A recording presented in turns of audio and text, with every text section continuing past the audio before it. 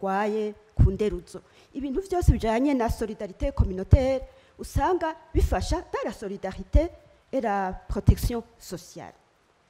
Ibindi rero nabonye ikintu kijanye na écologie twasanze abarundi mu mico yabo bari abantu mu vyo bakora vyose. C'était dans le sens de la, comment dire, ibintu biguma kiguma kigaruka kitahera. Donc l'écologie, la biodiversité, wasanga ibintu bakoresha même dans leur vie quotidienne byari ibintu baravuga ati ok kiraheze mugabo le lendemain agaca akoresha les autres les mêmes éléments naturels kugira ngo ntibonone isi ntibonone l'environnement. Ikindi novuga ni ndagifatiye kuwo twubakanye yama yambwiye kuva kera yambarira ati l'ingénieur agronome yavuga ati les Burundais sont les meilleurs ingénieurs agronomes de tous les temps. Ati abarundi baragenda bakagazura imyonga bakora imyonga ati ils ne les ont jamais asséchés. Lui il est du génie rural. Yavuze ati ico kintu abantu nta nemwe bacimviye ati ni ikintu gikomeye kuko abandi baraza ugasanga les marais sont asséchés ugasanga mugabo abarundi barabikoze pendant je sais pas combien de temps mugabo les marais ntizigeze basesha ti rero n'ubwenge kavukire des savoirs ancestraux que les Burundais se sont transmis de génération en génération. Et ikindi naco nabonye c'est vraiment la combinaison agriculture élevage.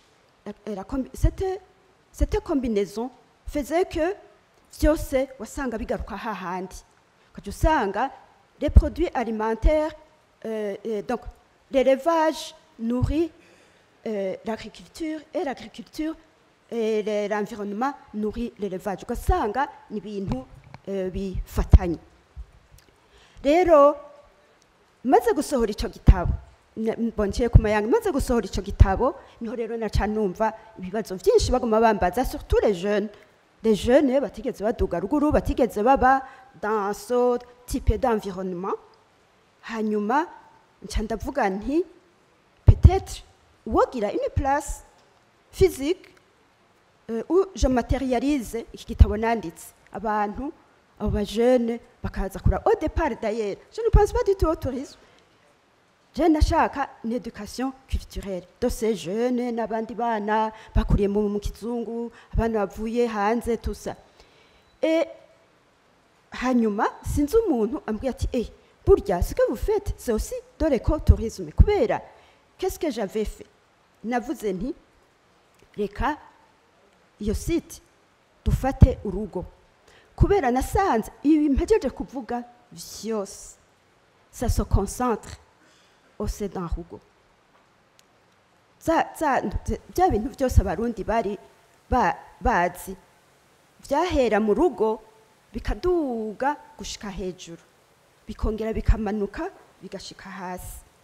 Rero ncamvuga nti reka turabe iyi twigishe ku kuntu cette harmonie entre l'écologie les coutumes les traditions les procédés et l'artisanat artistique, l'artisanat artistique que l'on retrouve surtout le territoire de ce pays. Yuko byose tubishira hamwe hanyuma umuntu akaribibereka. Rero nous avons restauré un rugo. Ugo rugo ruri dans un environnement familial. C'est une région aho navukiye aho novuga que je maîtrise parce que un tel projet ntufaho wijanye aho mushora kuganira mugakorana na la communauté. Aujourd'hui toute la communauté est irayumva ahubwo niyo ntahari nibo bandusha kubisigura. Madame Perpétue, est-ce que vous pouvez vous accrocher à la question? Oui. Niho nagira nshike naho nyene ngira nshike. Donc les services dutanga zihuye n'ivyo navuze. Nous avons même mis en place un jardin botanique de plantes médicinales qui sont autour plus ou moins une centaine. Donc rero ingorane ngira mvuge ingorane iyo ngorane ni ukuvuga yuko en fait nivyo nari mfise igitabo mugabo je commencé pratiquement à zéro parce que le rugo nta muntu yarimwo gwari rugo gwari rwaramaze gusambuka gwari rw'abavyeyi mugabo hari haciye c'est pas plus de 20 ans donc j'ai tout repris hanyuma nous avons restauré nous avons construit inzu za kera alors que yari hari tariho hanyuma ibindi byose bijanye peut-être na la gestion bimwe bavuga abakozi tout ça et ce que nous comptons faire aujourd'hui c'est que abantu bashobora kurara kugira ngo bashobora kuparticiper dans des activités du soir tufate kujya kuntu baca umugani kumviriza inanga ku mugoroba baka des activités quotidiennes dushobora kuba organiser et la journée canke le soir nivyo turiko turahinyanyura mais le grand problème que nous avons comme les autres l'ont dit il y a l'accès turégome rumva nous sommes à 6 km du centre de Mwaro il y a une piste ya kera cyane yo kuba dagi no yo kuba dagi mugabo ibikeneye entretien kugira ngo hagume hameze neza hanyuma le centre aho hantu je suis à côté d'une école primaire je suis également à côté d'un centre de santé ntitugira amatara donc il n'y a pas d'électricité il y a gasora rimwe na rimwe gashobora gukora canke bakavyiba canke donc on a vraiment besoin d'électricité hanyuma ikigira gatatu ni kintu kijanye na je voudrais demander cela à son excellence madame la ministre iyo ugize projet nk'iyo oye c'est pas un projet local c'est un projet novuga de la région iyo région ibibaye une région en environnement je dirais touristique donc hariho nk'ibintu son excellence monsieur le président de la république yavuze la fois passée ibintu bijanye na bio nk'ubu haje nk'abantu kugira ngo dushobore kubagaburira tukabagaburira ibintu bio ni ukuvuga ibintu tuguze au sein de la population donc il faut yuko bamenya izo pratique zo kurima ibintu biri bio hanyuma il y a aussi l'environnement général il faut que l'on puisse je dirais kurima les plantes indigènes je ne sinabivuze cyane mugabo ni ibintu vraiment nasanze bikomeye gose le Burundi irafise ico bita avyita ngo superfood superfood nivyo twari dufise kuva kera amasaka ini céréales sans gluten twari dufise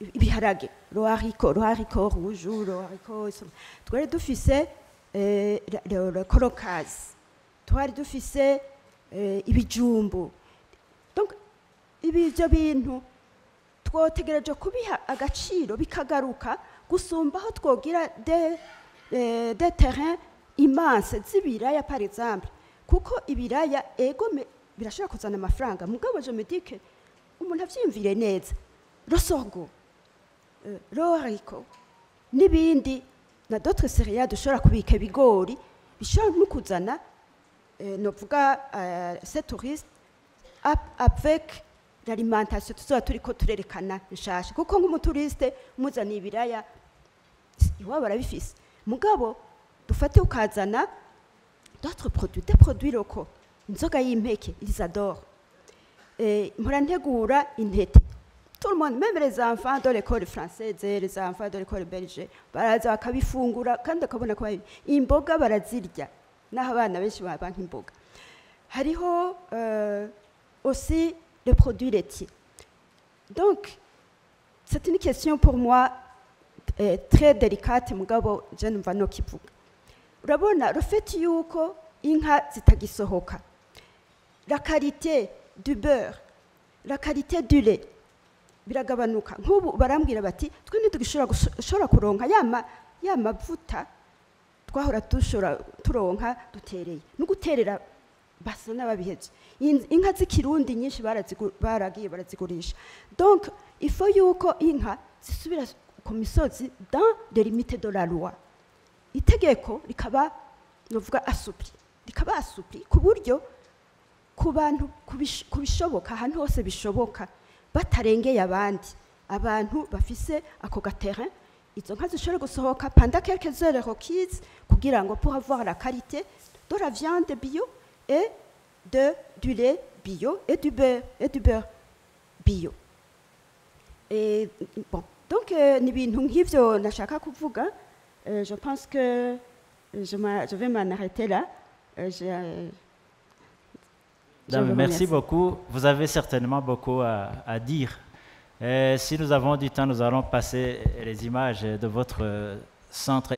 Et maintenant, depuis le 1er mars, je serai à la tête d'un autre projet presque similaire sur la justice climatique. Merci de la question, c'était juste une présentation. D'abord, les défis qui hantent le tourisme au Burundi, ils sont nombreux, mais je vais les regrouper dans les ensembles suivants. Il y a d'abord le manque de l'information sur la toile à propos du Burundi. Il y a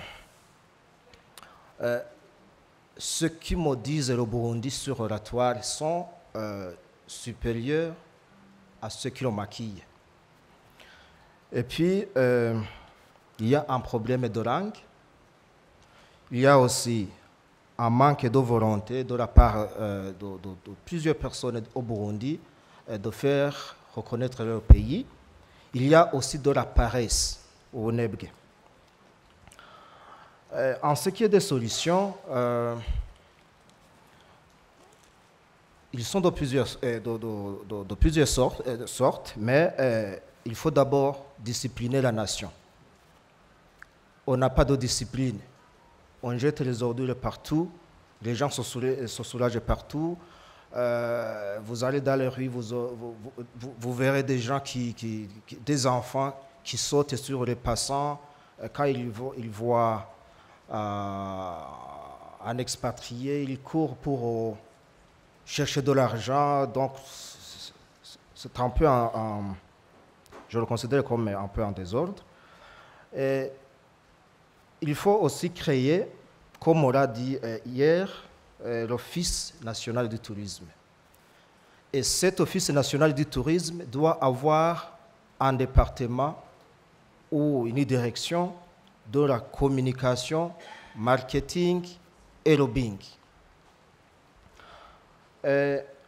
Après ça, tout ce que je vais dire doit se passer à l'intérieur même de ce département. 1. Il y a la création d'un hashtag bien étudié, bien élaboré, bien pensé pour la diffusion de toute information en rapport avec le tourisme au Burundi. Et ce hashtag devrait être hébergé spécialement chez Instagram. Pourquoi Instagram? Parce que Instagram, c'est comme Facebook. Ils sont dans la catégorie des médias sociaux visuels. Il faut une diplomatie culturelle, faire jouer le tambour comme on l'a déjà fait, partout où c'est possible. Il faut travailler avec la diaspora en Europe, organiser des fêtes, demander que les tambourinaires burundais accèdent au stade de football pour jouer dans le stade. Il faut que les tambourinaires burundais jouent le tambour à la tour Eiffel avec des dépliants dans les mains, avec des cartes. Vous voyez les cartes, les jeux de cartes qui aiment tout ça. Il faut confectionner des cartes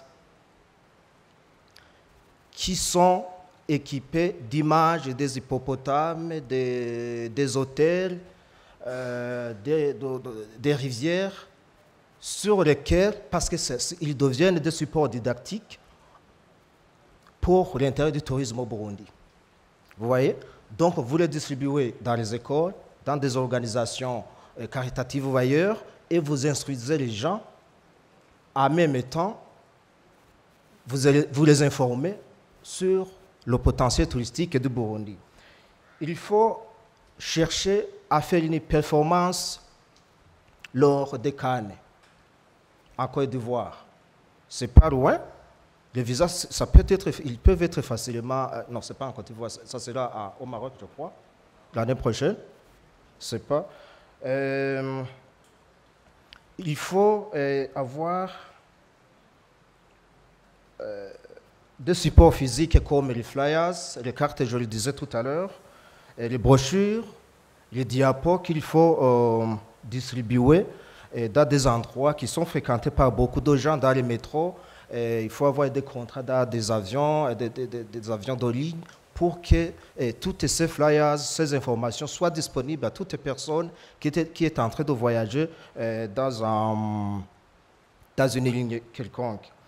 Il faut inciter les leaders politiques burundais à avoir des outils de communication comme le Facebook. En fait, moi j'ai des soucis quand je vois que un leader X n'a pas de compte Facebook. Franchement, je ne le comprends pas. Umuntu abaye umutegetsi hajya twebwe tuba turi muri ibi bintu hajya tuba turi osidiri kuko ashobora gukurikirwa n'abantu benshi hanyuma agaca afasha kumenyekanisha igihugu mu kwerekana ibigize Burundi. Je ne parle pas de politique. Il faut des approches individuelles. Les approches individuelles, vous contactez les gens individuellement. Le président de la République l'a dit hier. Ça a donné des fruits. Je suis parmi les gens qui ont une agence de voyage ici à Bujumbura. On a contacté des écoles en Allemagne. Ils nous ont envoyé des enfants qui viennent voir le Burundi. Ça se fait au Sénégal, ça se fait aux Seychelles, un peu partout ça se fait. C'est un groupe de 30 à 50 personnes. Ils ne représentent pas en aucun cas un tourisme de masse. Ils peuvent être gérés facilement et laisser des devises dans le pays.